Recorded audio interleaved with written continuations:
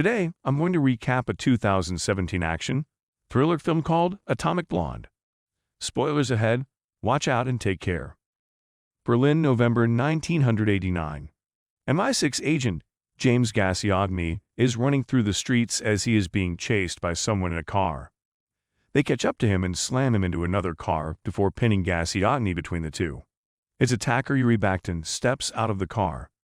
Gassiogny quips about hoping his killer would be someone else, before Baktin shoots him in the head. Baktin takes the watch off Gassiogny's wrist and then dumps his body in the river. 10 days later, another agent, Lorraine Broughton, emerges from a tub of ice water covered in bruises. She then heads to a debriefing with her superior, Eric Gray, and CIA agent Emmett Kurzfeld. Behind the two-way mirror is MI6 head Chief C, listening in on the conversation. In the time since Gassiogny's death, both MI6 and the CIA have been trying to track down the list, which contains the information of active Soviet field agents. It is mentioned that Gassiogny was betrayed by an agent named Konrad Satchel, who sold classified information to the Soviets. We go back to the day after Gassiogny's murder. It's suggested that he and Lorraine were intimately involved. She is sent to Berlin to get the list and kill Satchel. Lorraine is to meet with her contact, David Percival. Percival is introduced in a bar where he meets with a Stasi officer codenamed Spyglass, who is set to defect to the West. Spyglass knows information about the list, and Percival wants answers. KGB arms dealer Alexander Abramovich is after the list for himself. He confronts a group of street punks brought to him by his henchmen who claim to have seen Spyglass. Abramovich beats one of the punks and orders his men to find Spyglass. Lorraine touches down in Berlin and is escorted by two men to meet with Percival, only for her to quickly realize that the two are KGB agents working for Abramovich, meaning she has been compromised. Lorraine attacks one of the men using her shoe before causing the driver of their car to crash. She then meets Percival, who was driving behind them and witnessed the whole thing. He proceeds to join her in their mission. Unbeknownst to her, Lorraine is being watched by a mysterious woman from a distance. During her stay in Berlin, Lorraine makes contact with the watchmaker, an ally of MI6 who also happens to tinker with watches. Lorraine goes to Gassiogny's apartment, where she finds photos of himself with Percival. Soon, police officers enter the building, forcing Lorraine to take them on. She beats them all down with her fists and some cable before using it to swing out a window, while it's wrapped around an officer's neck. Back in the debriefing, Lorraine mentions that she considered that Percival had sent them, since he was the only other person that knew she would go to the apartment. Lorraine later goes to a bar where she meets a French operative, Delphine Lazal, the woman who was following Lorraine earlier. The two start talking before going somewhere private. Delphine kisses Lorraine, but Lorraine has been suspicious of Delphine's intentions.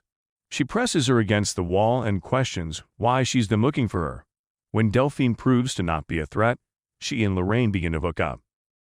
Baktin resurfaces and meets with the watchmaker to try and sell Gassiogny's watch, which is what contains the list. Baktin tries to approach Percival with the watch in hand, but Percival sticks an ice pick in Baktin's head and takes the list for himself. He inspects the watch himself and sees the names of all the agents. Percival tries to help Lorraine escort Spyglass to West Berlin. To Lorraine's surprise, Spyglass's wife and child have come along. They attempt to obscure Spyglass through the streets as KGB agents are scoping them out. Percival then turns and shoots Spyglass in the gut. Lorraine then takes him into an apartment complex to avoid being spotted.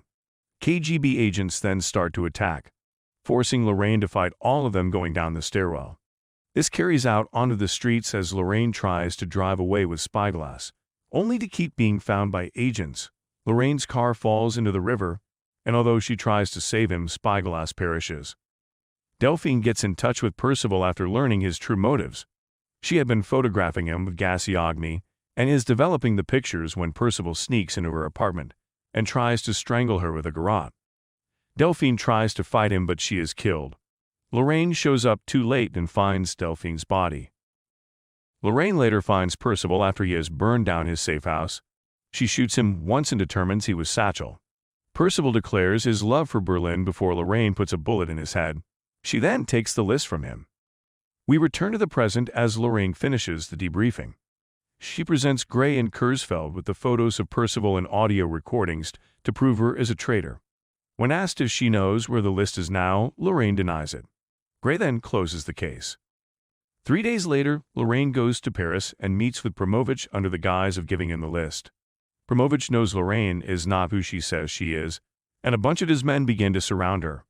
Lorraine pulls her gun out of an ice bucket and begins to unload on all the goons before leaving Promovich for last. She drops her British accent, revealing she was Satchel all along, having been a triple agent with the CIA. She finally kills Promovich. The film concludes with Lorraine joining Kurzfeld on a plane back to the States. If you enjoyed this video, don't be shy, hit the like button, and if you disliked it, hit the dislike button, twice just to be sure. You should watch the full movie. Thank you very much for watching.